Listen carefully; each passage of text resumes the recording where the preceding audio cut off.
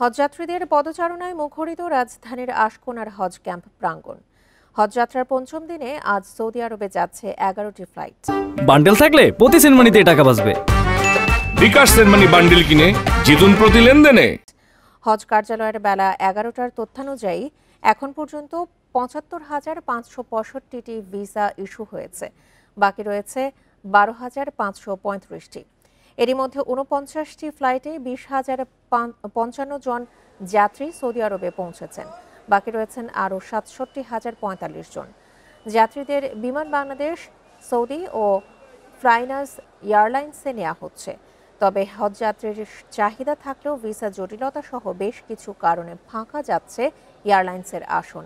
হজ পোর্টালের তথ্যানুসারে ৪ মে থেকে জটিলতা আরও বাড়তে পারে, তবে দ্রুত এই সংকট কেটে যাওয়ার আশা কর্তৃপক্ষের।